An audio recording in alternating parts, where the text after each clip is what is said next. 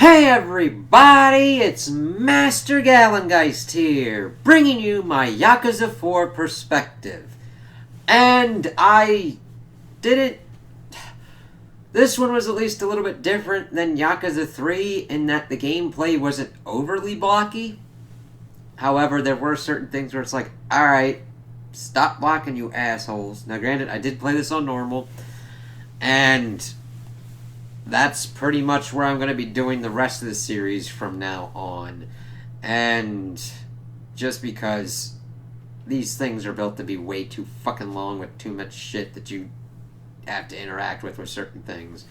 Like, I'm glad that in Yakuza 3, me pretty much skipping the sub-stories didn't completely and utterly fuck me, but I do like that they changed up enough of the sub-stories in this one that I did all of them except for dealing with the secret bosses ones, because I don't like how they design bosses in this game series, and I'm not fucking doing around to do that kind of shit just to waste my time on it. And even though I usually like those kind of challenges, these games are not built in the design realm that makes it kind of worth the time. It's just like, oh, I fucking beat that more than like you had the skill or had fun doing it. And that's the kind of thing. Doing this perspective on these kind of games from this studio, they do a lot of the same kind of mistakes. Their boss designs are not good. In this game alone, they fucking recycled a boss design from the first fucking game. Seriously, it's like, fuck you, why the fuck is this happening? No. So, how do we want to do this? So, Yakuza 4, for some odd, inexplicable fucking reason, decided that it was going to have 4 protagonists. So, we start off with Akiyama, then we go to Seijima, then we go to Tanimura, and then we go to Kiryu. Which is kind of weird because Kiryu is pretty much the pillar of the series, even though I believe that they don't really even tap into his potential very much. The other 3, it's like whenever I see somebody be like, we need multiple protagonists in this kind of game series, why? That is what you always have to ask. This, it just like, it split fighting styles between them, and almost was like, you could be like, our plots, they're really not that engaging. Even like Kiryu's bit where it kind of like starts to come together at the end before they do the kind of finale, it's just so disorganized and just kind of uninterestingly executed. Like, there is potential here because Akiyama is a dude who was down on his luck and homeless before the Millennium Tower incident in the first game, and got like money because he was a banker dude, and then he was framed for embezzlement and kicked out. He's like, whoa, and of course his girlfriend like fucking kicked him to the curb, but then he got this money from the Millennium Tower incident and becomes this kind of loan shark dude who gives out money to people to like help them. Of course, he's got this assistant called Hana-chan who is chubby, because that's really her only defining thing, and that she eats a lot before, at a certain point, Akiyama acts like a dillweed, and then she leaves the place, and then comes back, like, a couple weeks later, she hasn't been eaten, and she gets thin. It's really just a complete and utter useless use of her as a character. It really fucking sucks, because there could have been a lot of kind of shit going on there. They did kind of build up that there's supposed to be kind of, like, feelings between them, but fuck it, we've got other kind of protagonists and stories that we gotta do. But one of these people walks in, calls herself Lily.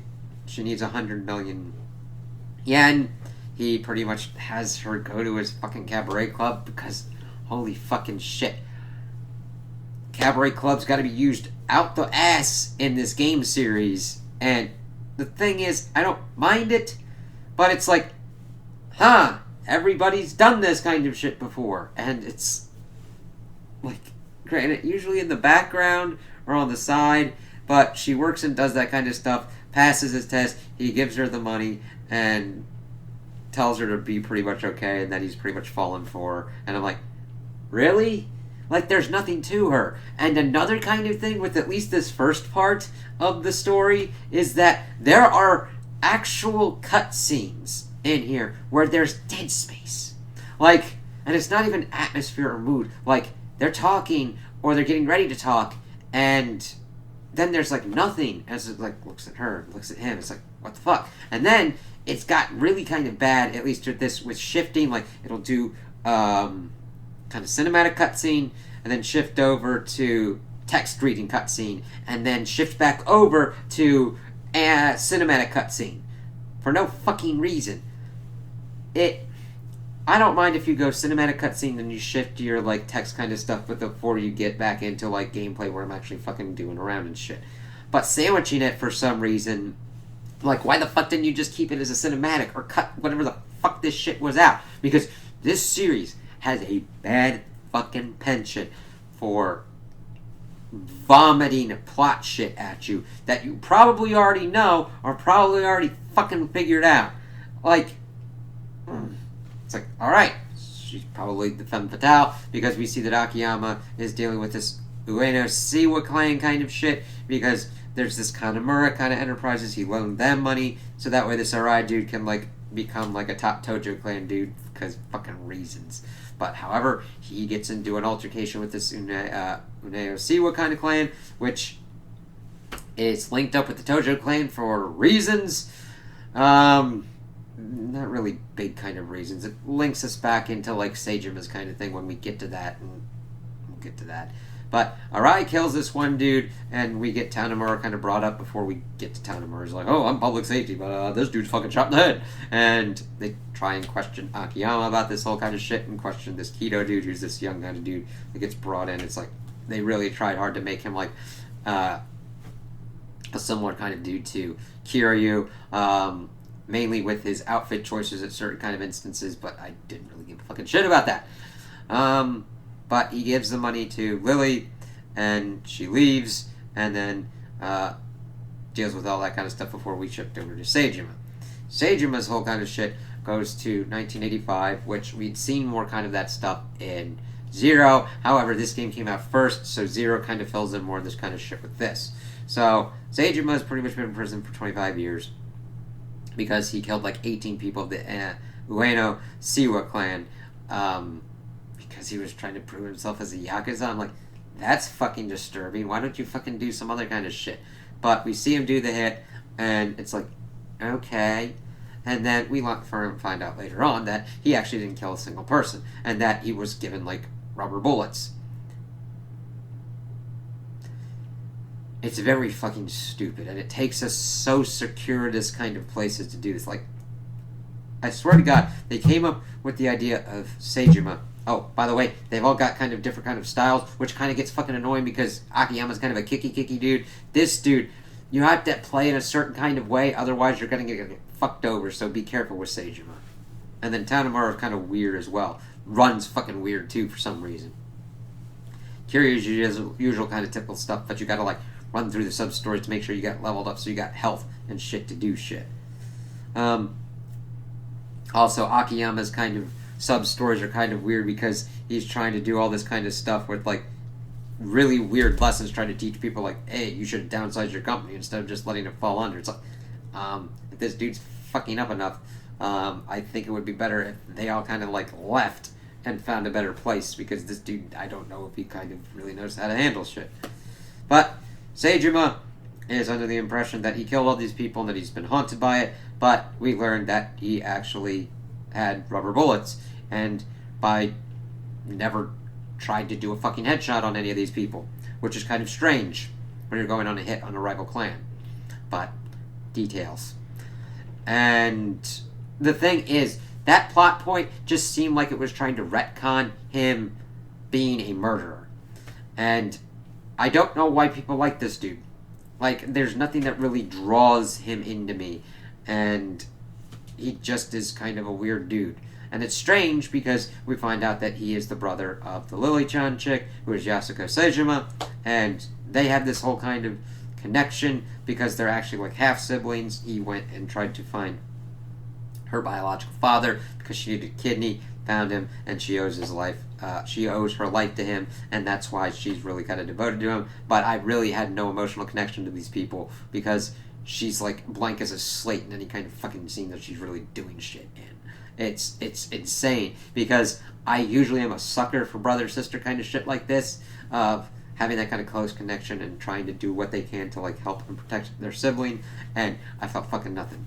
But back to the rubber bullets, that seemed like it was just trying to retcon to make sure that this person is actually like, oh yeah, he's got this fucking legendary thing that he's done, except he didn't do it. So why did you fucking do it? You don't want him to seem as bad, why the fuck did you have him do it? Or even have him kind of connected to it? Because the thing is, you're trying to make him seem like he's an okay kind of dude and that this haunts this kind of shit. However, he willingly went through with this and tried to do this to be a Tojo Clan bigwig. It's nuts. And his whole kind of thing is he breaks out of this prison that is actually a private prison, which links back up to the overarching plot that we kind of get to, and that I'll get to at the end. He breaks out with this Hamazaki dude who stabbed Kiryu at the end of 3, and he got this kind of ledger that links up with everything. So they kind of escape. However, Hamazaki pretty much gets fucked up by this one guard dude. Seijima watches up on the beach of Okinawa and gets helped by Kiryu and Haruka, but there's this creepy fucking scene between Seijima and Haruka, and I'm just like, why the fuck is this even in here? Like, if he's that kind of like, yeah, I get he's been in the joint for 25 years, but that's fucked up shit. Like, she's a teenager, man. It really just even turned me off to his character even more. Just, he's like over her at this one point. Now, granted, he doesn't do anything to her, but it's just, what the fuck?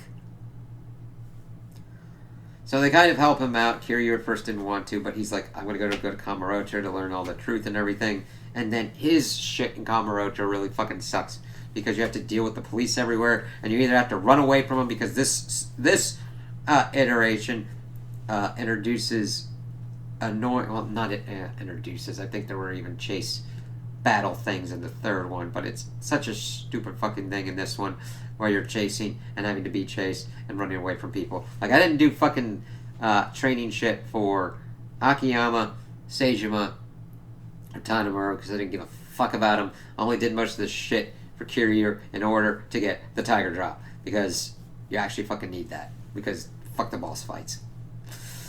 So he runs around, pretty much tries to figure out what's kind of going on. Let's see here. Damn it! That weirdness with that.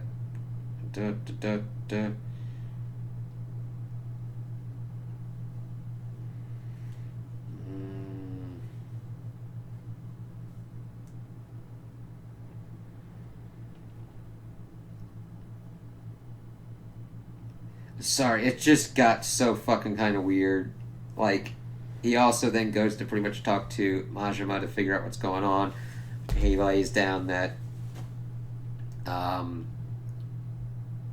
course, Majima was intercepted and wasn't able to help him out, and that Seijima was set up. Before we learned that this Katsuragi dude, who was part of the Ueno Seiwa clan, is the one that killed all of them. Also killed Tanemura's father, who was investigating what was kind of going on. Yasuko was the last person that talked to him, and that's why he tries to find her.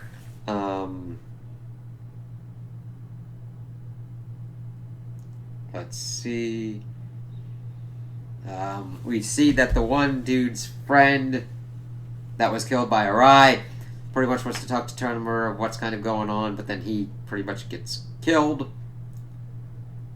by like Shiobata people, or taken by Shiobata people, and then Tanemura sees that Arai pretty much kills the Shiobata dude, because it just gets overly complicated, because we learn that Arai, let's see, and then of course Kiryu gets drawn into this stuff to kind of like link everything back together with like rubber bullets and fucking everybody wanting to take over the Tojo, and like, that was the prison, that's what's going on. Okay, the ledger that Hamazaki had links up that the dirty money from Jingo was supposed to go to this prison and the police, and that the police want to work together with the Yakuza to essentially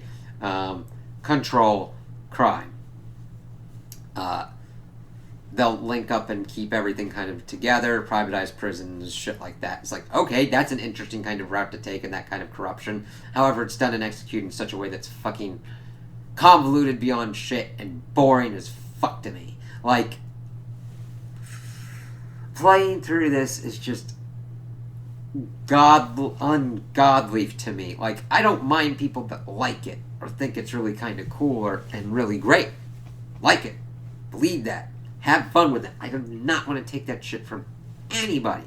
But this is not fun to me. It's got potential, but holy shit, all the systems are not working well for me. Because we see, it's just, oh god, we keep, like, rubber bullets are used once, and this series has a bad fucking propensity of taking a plot twist and just beating it to fucking death by doing it over. It's like South Park Integrity Farms. It's like, let it go. God. It's like, oh, okay. Rubber bullets in 85. Rubber bullets used again. But I was like, oh, this would be interesting if it was in a game that actually was done well enough. So Tanamura kind of like tries to figure that shit out, and then of course he tries to pretty much pay off Katsuragi, learns that he pretty much killed his father and everything with the 100 million. But Suguchi saves him instead. We see that his Tanamura's superior, Hisaya, is revealed as a mole working with this Munakata dude who's like deputy commissioner. And we get this fucking fake out where he looks like he's trying to kill these people connected with Tanamura, but actually killed himself. Jesus.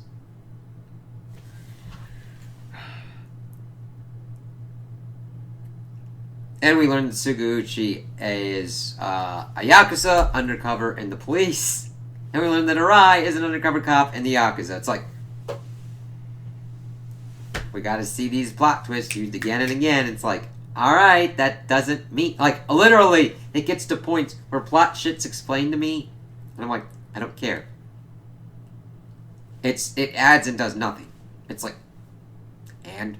Because we're not given long enough to really need anything for it, because we see Arai pretty much shoot Munakata at one point, but of course it's rubber bullets. We see Katsuragi get shot at one point, but he's got a bulletproof vest on, but he then gets shot almost immediately after again and dies that time. So we see that Amazaki pretty much washes up at orphanage, tries to get the Ledger to pretty much like Seijima, and wants Kiryu to do that kind of shit. They, of course, try and take Hamazaki to turn himself back into the police. He doesn't really care that much, but it's like, alright, and then they learn that Yasuko had pretty much left Kamurocho to come down to Okinawa to find Seijima, even though Seijima's in Kamurocho. And they link up with her. Kiryu then pretty much fights the one corrupt guard dude, and then it's like, fine, I'll do this. Goes up with Yasuko. See, I did that. Hamazaki's wounded and dies. Akiyama's office gets raided by, like, supposedly a DA, but it's actually Kido, and steals, like, his 100 billion yen.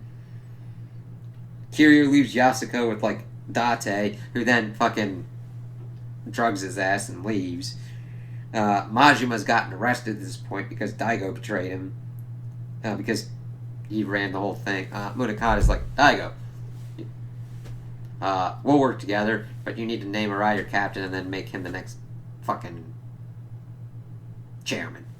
It's like, okay, cool. Like, I'm looking at this and I'm like, Kiryu, why the fuck did you... Like, granted, I don't think Kiryu would have been a good chairman either. Like, he does not know what he needs to do to, like, hold the clan together.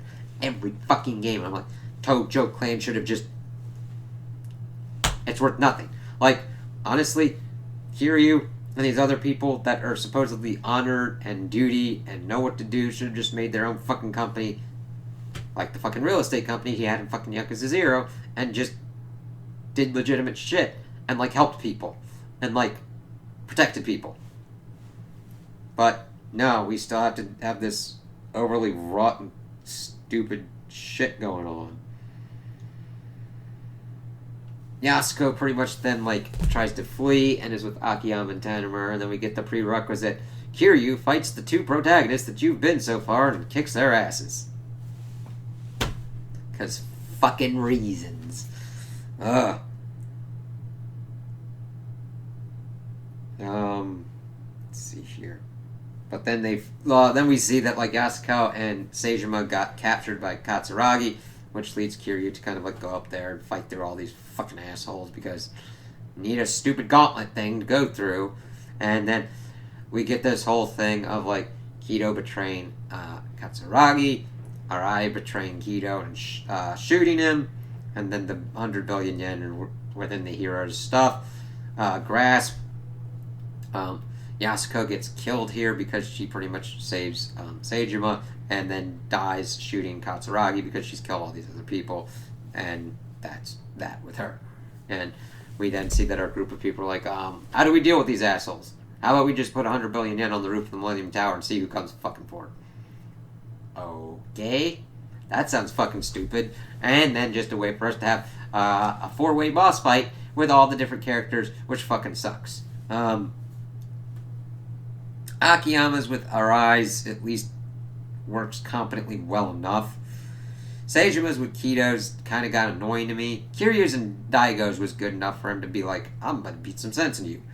Tanimura's with Munakata's was the fucking one that copied Jingo and she needed to go fucking just not be there. Because that asshole sits over there and shoots you with a fucking pistol, and then you gotta deal with these assholes, so he's interrupting your combos constantly, and it's just fucking horrendously not fun. It's drawn out to fucked all shit ass, and it's just what, like, I'm trying to fight these fuckers. Why don't you just let me fight these fuckers? Because that's not fun, asshole. It's like, well, what your idea of fun is not fun to me, asshole, so away.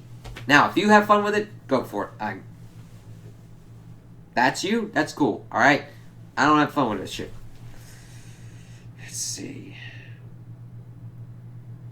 But it was interesting that Arai shot Munakata when he was like, hey, threaten the orphans. So they pretty much beat everybody up, and they kind of blew the money fucking everywhere because we need to do that. Munakata's still gloating like, I got all the power. But then Date-san comes in a helicopter again and throws all these papers out, pretty much just exposing his corruption. Munakata tries to shoot Akiyama, but he has a wad of cash that saves his ass, and then Munakata's like, fuck, and then kills himself. Yeah.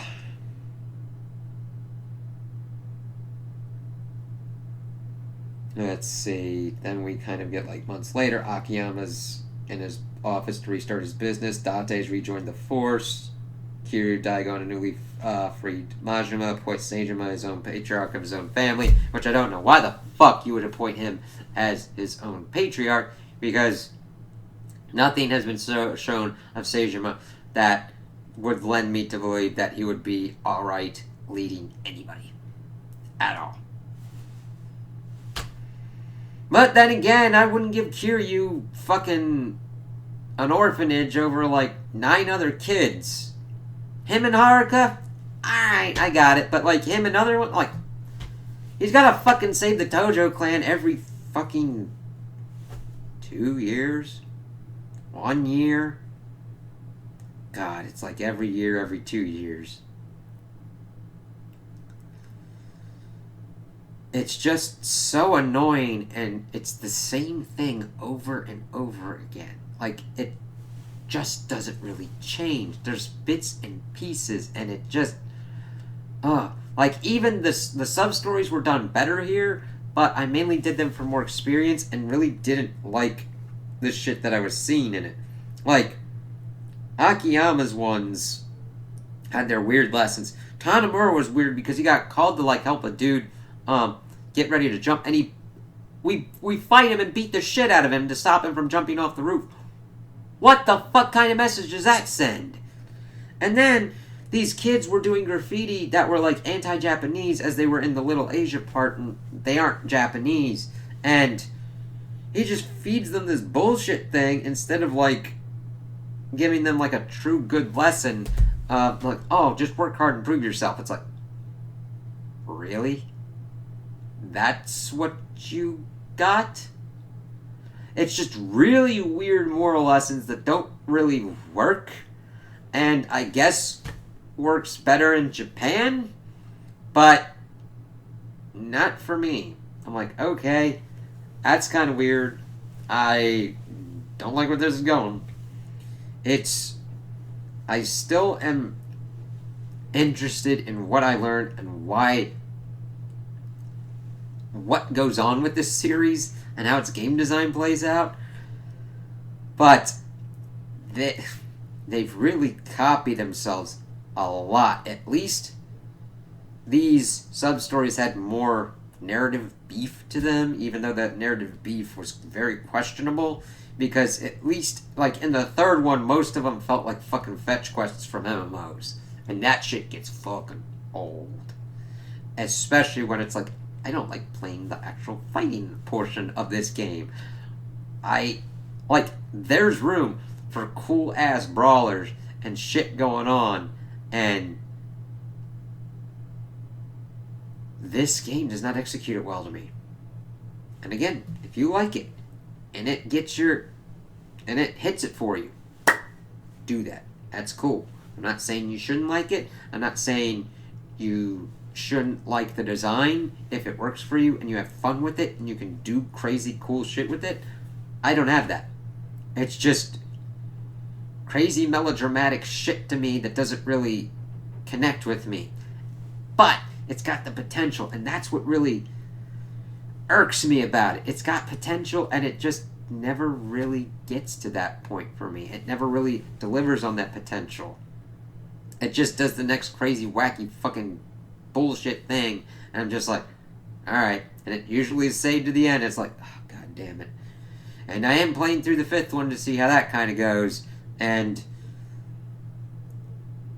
we shall see. Because that one is supposed to be the kind of longest one, and the most overstuffed one. Now granted, it's still following the same kind of things that have been pretty much set up in 4. So we'll kind of have to see how that kind of goes, i.e. structure-wise, where you've got, well, in that one, 5 protagonists, and you got yourselves built out with a certain kind of sub-stories. It's not, I don't think, the insane amount of sub-stories in other things. However, there are other things that are just like giant quest change that are still kind of connected to your characters. But that's a preview of things to come. This one, I wouldn't recommend. It doesn't really give anything narrative-wise that I think is worth anything. Both sub and main story, so if you're like, I kind of want to skip this, I wouldn't blame you. Like, the only ones that I would probably even recommend anybody to play would be like 0 and 7 at this point.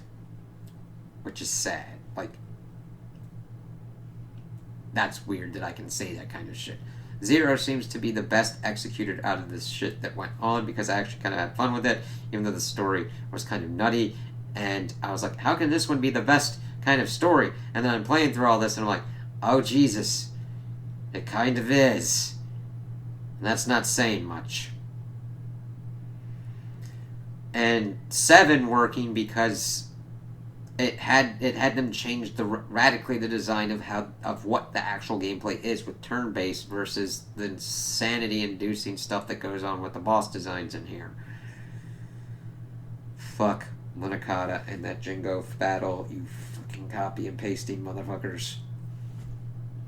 Because it's the same. God. So I have 5, and then 6, and then Judgment and Lost Judgment, and we'll see how that kind of works out. Now granted, I still will also do my perspective on Yakuza 7 Like a Dragon, because that has its own things, but I'm not going to replay it. Because I'm just overloading and shit and just being like, oh god, it does the same fucking thing, the same fucking thing, the same fucking thing. Oh my god. So, those are my opinions on Yakuza 4. Tell me what you guys think in the comments below. If you liked it, if you didn't like it, if you agree with me, if you disagree with me. Also, like and subscribe, and I hope you have a good day.